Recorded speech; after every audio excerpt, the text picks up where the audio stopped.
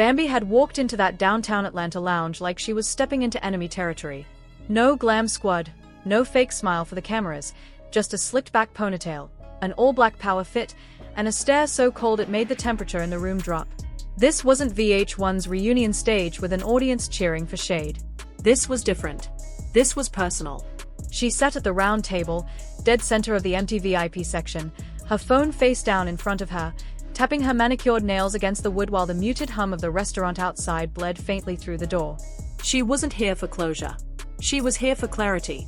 And if she didn't get it, she was walking out with more fire than she came in with. Minutes later, the door swung open and Erica Dixon stepped in like she was walking into a photo shoot. Pastel bodycon dress, hair perfectly curled, lip gloss catching the soft overhead light. She didn't look nervous. She didn't even look cautious. She looked ready to win. They didn't bother with a hello. Bambi raised an eyebrow, motioning to the chair across from her. Erica slid into it, crossing her legs slowly like she wanted every second of her presence felt. For a long moment, they just stared at each other, the silence between them heavy with months of unspoken accusations and camera-ready shade. Then Bambi leaned forward, her voice low but sharp enough to cut glass. "So this is the part where you tell me you had no idea, right?" Erica didn't blink. "No," she said, voice steady. "This is the part where you stop blaming me for the fact that your husband played you." The smirk that followed wasn't the kind meant for reconciliation. It was the kind meant to provoke. Bambi's laugh was short, humorless. "Husband? Sweetheart, he wasn't just my husband. He was our business partner. You think I don't know you were cashing checks while I was holding the cameras down?" Erica leaned forward now, her voice dropping into that dangerous calm only women who've been through war can manage. "Don't flatter yourself. You were the side storyline. I was the real one." The words landed like a slap, and for a second, even Bambi had to blink through the heat rising in her chest. But she didn't reach across the table. Not yet. Instead, she reached into her bag, pulled out her phone, and tapped the screen. The audio that filled the air wasn't from a reunion taping or a gossip blog. It was fresh, Scrappy's voice unmistakable, raw, unedited. "Smile for the cameras while Bam's falling apart. It makes better TV." The sound of his laugh on the recording was enough to turn the tension in the room into something electric. Erica's smile faltered just for a second before she leaned back and dug into her own purse.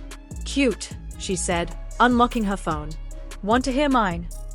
With one swipe, the table filled with another recording. This time, Bambi's voice unmistakable in its irritation, telling someone, "Erica's dumb enough to believe this is love. Let her play her part." The realization hit both of them at the same time. They'd been collecting receipts on each other for months, maybe years, without even knowing it. But what neither of them knew was that this moment, their little exchange of bombs, wasn't staying in this room. A few feet away, tucked in the corner pretending to be part of the production crew, a young assistant had their phone on speaker, the MIC live. On the other end, Tasha K, glass of wine in hand, was streaming every word to a locked list of her Patreon subscribers in real time. She wasn't going to wait for post-production. This was the kind of moment you serve hot. Bambi crossed her arms, eyes narrowing. "You think this is funny? You think you can play with my marriage like it's a storyline?" Erica tilted her head, that glossy smile returning. "Baby, it was a storyline. And you weren't the producer, you were the prop." The heat between them was almost visible now, like the air was vibrating. The sound of their chairs shifting on the floor was sharp, jarring. Neither of them was touching their water glasses anymore. The assistant in the corner sent a quick text to Tasha K. "It's about to happen."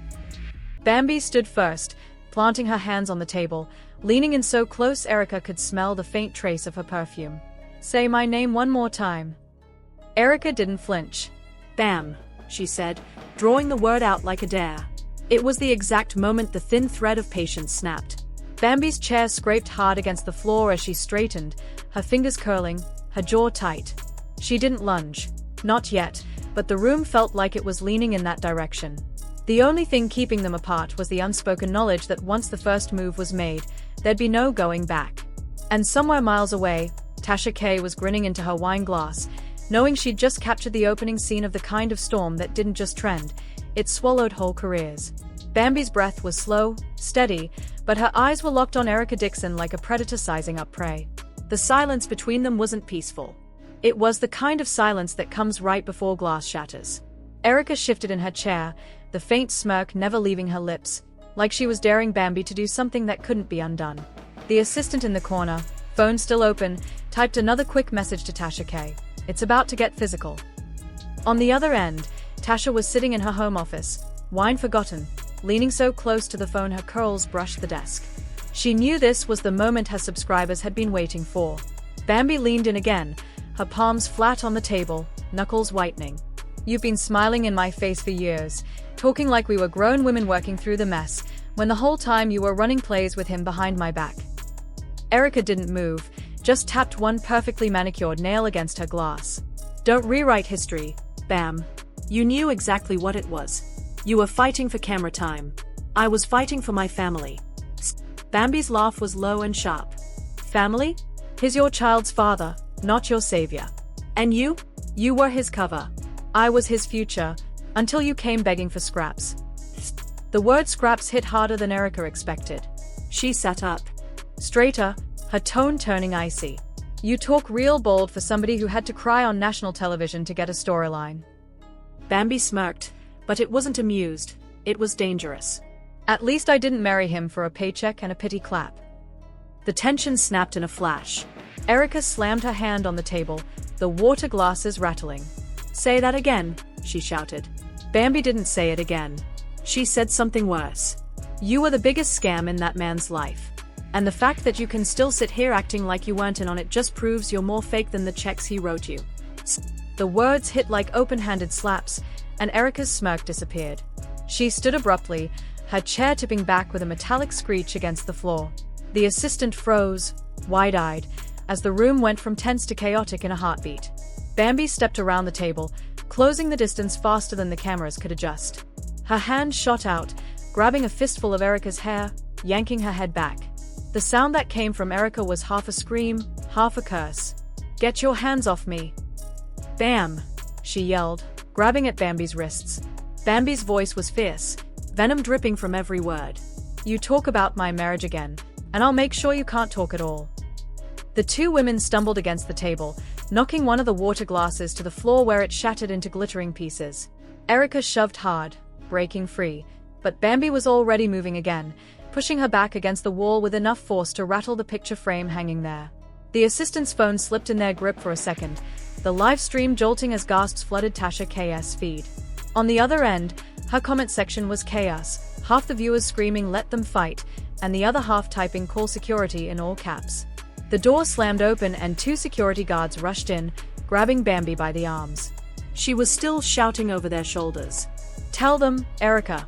Tell them how you sat there counting deposits while I was defending him.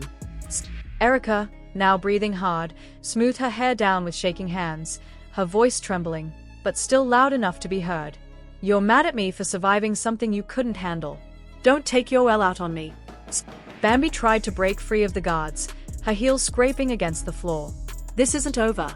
You think this is over? Erica straightened her dress, glaring with a mix of fury and pride. No, Bam. This is just the start.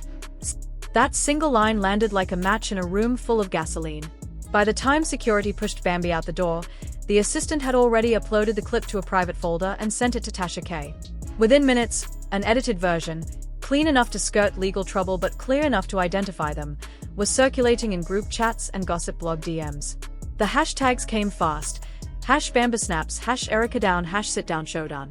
The clip was only 30 seconds, but it was 30 seconds of pure chaos, chairs clattering, glass breaking, and two women's voices slicing through the noise like sirens. Tasha didn't even wait for her usual editing. She dropped the raw clip on her members-only feed with a caption, "And they said I make up drama? Nah, they make my job too easy." The comment section erupted. Erica swung first. No, Bam was waiting for her to breathe wrong. This is better than the reunion. Meanwhile, VH1's crisis team was already in a locked conference room, the clip playing on loop. One exec slammed their pen down. If this leaks public, we have to cut it from the season or we risk both of them pressing charges on each other. Another shook their head. Too late. Tasha's already got it. By morning, it'll be everywhere. But the most dangerous reaction wasn't on social media, it was sitting in a quiet SUV outside the lounge. Scrappy, who had been told to stay away from the meeting entirely, had driven there anyway. He'd seen Bambi being escorted out by security, her face flushed, her jaw clenched. He'd watched Erica walk out minutes later, head high, phone glued to her ear. He didn't know yet that Tasha K had the footage. He didn't know the assistant had been live streaming the whole thing. But when his phone started blowing up with text after text reading "Check Patreon now," he knew the calm he'd been clinging to was officially gone. Inside her car, Bambi was already calling her lawyer, her voice sharp and unshaken. "We're adding her name to the suit. And when you're done with that, send me the paperwork for an injunction. I'm not letting VH1 air that fight without my terms." Across town, Erica Dixon was on the phone too, but not with a lawyer. She was calling Mendez. "You were right," she said into the receiver. "She's not here to talk. She's here to bury me. And I need to know if you're still willing to talk about what you told me last month." That was the part no one had expected. Bambi thought she was walking into a showdown with Erica. Erica thought she was just defending herself. But both of them had forgotten the one rule of their world. Every fight has an audience. And in this one, the audience wasn't just watching. It was playing both sides. And the person pulling the strings was already editing part 2. Bambi didn't sleep that night, not because she was replaying the fight in her head, she'd already decided that was justified, but because her phone wouldn't stop buzzing. Calls from reporters she'd never spoken to. DMs from bloggers she didn't follow. Even a text from a former cast member she hadn't spoken to in years. "Girl, I saw the clip. You just went from trending topic to documentary deal." But the biggest message came from her lawyer, timestamped 2:14 a.m. with a single line, "VH1 already sold the footage." She sat up in bed, the darkness of the room pressing in, that one sentence burning into her mind. VH1 wasn't just going to air it, they were going to build a mid-season episode around it. That meant promos, teasers, reaction interviews. That meant the fight she'd been tricked into having in private was about to be packaged for maximum profit. She swung her legs off the bed, pacing in the dim light. Her breathing was steady, but the heat in her chest was undeniable. They thought she was going to let them spin it without her control. They were about to learn she played the game better than anyone. Across town, Erica Dixon was in her own whirlwind. She had replayed the moment Bambi grabbed her over and over, not because she wanted to relive it, but because the gossip blogs had slowed the footage down, dissecting every frame. Some claimed she shoved first. Others swore Bambi's lunge was unprovoked. The comments were a war zone, half calling Erica the victim, the other half calling her the instigator. She'd muted most of her notifications, but she couldn't mute the call she got at sunrise from Tasha K herself. "Erica," Tasha said, her voice slick with that dangerous calm. "You're trending in 6 states, and you haven't even told your side yet." Erica hesitated. "I'm not sure I want to feed it." Tasha chuckled. "Oh, baby, it's already fed. The only question is, do you want to watch the meat without you, or do you want the check?" That was the thing about Tasha, she didn't just dangle drama. She dangled profit. And Erica, despite herself, was listening. Meanwhile, Scrappy had spent the night at a friend's studio, avoiding the press and the growing storm online. His team was blowing up his phone with warnings, "Don't post. Don't comment. Don't even like anything." But he couldn't resist scrolling through the hashtags.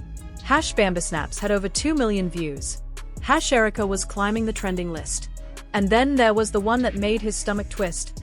#Scrapper set them up. Somewhere, the narrative had shifted. People weren't just talking about the fight, they were accusing him of orchestrating it. And in a way, he knew they weren't entirely wrong. By noon, VH1 had called an emergency production meeting. Not in Atlanta, too risky. They flew key executives and producers to New York to discuss damage control. Leaked emails were already circulating, including one where a producer allegedly told another, "If we get them in the same room, they'll handle the rest." Legal was nervous. PR was panicking. But the showrunner was grinning. "This is the highest mid-season engagement we've ever had. Cut it into 3 parts. Milk it." Bambi's lawyer sent a cease and desist before lunch, but it was ignored. Within hours, the network released a 30-second promo. Quick cuts of Bambi slamming her hand on the table, Erica standing up, the sound of glass shattering, and a producer's voice shouting, "Security." The caption read, "You thought the reunion was wild? You haven't seen anything yet." The comments exploded. "Is this the fight? They are really airing it. Bam about to sue them into bankruptcy." While the internet went into overdrive, Bambi was in her lawyer's office, sliding a thick manila envelope across the desk. "That's every email, every text, Every production note I have from the last 3 seasons. Find the ones where they told me to sit with her. Find the ones where they told me it was off camera. I want this airtight. The lawyer nodded, flipping through the papers. If this is what I think it is, they won't just settle. They'll bleed. But the legal war wasn't the only one brewing. Erica had taken Tasha K's call and turned it into a meeting. They sat in the back of a quiet restaurant, phones off, speaking low. "I've got more," Tasha said, sliding her tablet across the table. The screen lit up with a new clip, not from the lounge, but from weeks earlier. Scrappy and a VH1 producer in a parking lot, talking about keeping Bam in the dark until we wrap mid-season.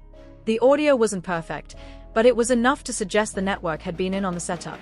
Erica looked up from the screen, her lips parting. "You're saying they wanted us to fight?" Tasha smirked.